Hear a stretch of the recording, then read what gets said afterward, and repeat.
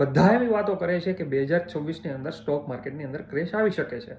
આપણને બધાને કોમન વસ્તુ દેખાય છે કે એઆઈ છે, બબલ બની ગયો છે, હાઉસિંગની પ્રાઇસ છે સ્કાય રોકેટ થઈ ગઈ છે, અને સેન્સેક્સ, નિફ્ટી અને આ ઉપરાંત વર્લ્ડ લેવલના જે ઇન્ડેક્સ છે એ પણ પોતે અત્યારે ટોપ ઉપર ટ્રેડ કરી રહ્યા છે.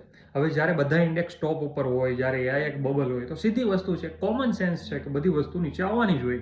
અને એ જ અત્યારે લોકોનું થિંકિંગ છે કે 2026ની અંદર માર્કેટ તૂટશે. પણ જો હું તમને કહું કે આ બધી સિચ્યુએશન એક બાબતના કારણે ચેન્જ થઈ શકે છે.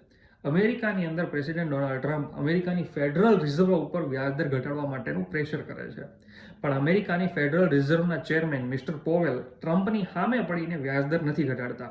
હવે આપણને બધાને ખબર છે કે કોઈ વ્યક્તિ ટ્રમ્પની સામે પડે એનું ટ્રમ્પ શું કરે છે. એ જ વસ્તુ એ મિસ્ટર પોવેલ સાથે કરે છે. મિસ્ટર પોવેલ ઉપર કોઈ જૂનો કેસ છે એ ઉપાડી દીધો છે અને અદાલતની અંદર એ કેસ ચલાવવામાં આવે છે અને ટ્રમ્પનો એવો ઈરાદો છે કે મિસ્ટર પોવેલને એની પોઝિશન ઉપરથી હટાવી દેવા. આજ નહીં તો કાલ ટ્રમ્પ એને પોઝિશન ઉપરથી હટાવશે. અને ટ્રમ્પ એને પોઝિશન ઉપરથી હટાવી પોતાના ચહીતા કેવિન વાર્સને પોઝિશન ઉપર ફેડરલ રિઝર્વની અંદર બેસાડવા માંગે છે. અને કેવિન વાર્સ એકવાર પોઝિશન ઉપર આવ્યા ચેરમેનની પોઝિશન ઉપર, એટલે કેવિન વાર્સ એ જ વસ્તુ કરશે જે ટ્રમ્પ બોલશે. એટલે ટ્રમ્પ વ્યાજદર ઘટાડવાનું કહેશે એટલે કેવિન વાર્સ અમેરિકાની અંદર વ્યાજદર ઘટાડશે.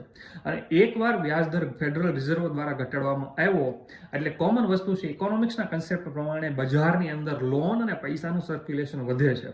અને અમેરિકાના જે પૈસા છે, અમેરિકાનો જે ડોલર છે, એ ખાલી અમેરિકાની માર્કેટમાં જ નહીં પણ વિશ્વ લેવલના દરેક માર્કેટની અંદર ઇન્વેસ્ટ થાય છે. અને આ જો વ્યાજદર ઘટો અને આવું ઇન્વેસ્ટમેન્ટ વિશ્વ લેવલ ઉપર જો હજી પણ વધ્યું તો અત્યારે પણ વિશ્વ લેવલના દરેક સ્ટોક માર્કેટ અત્યારે જે છે એના કરતાં પણ વધુ ઊંચાઈ ઉપર એના કરતાં પણ વધુ પીક ઉપર જવાની પોસિબિલિટીઝ છે ધરાવે છે.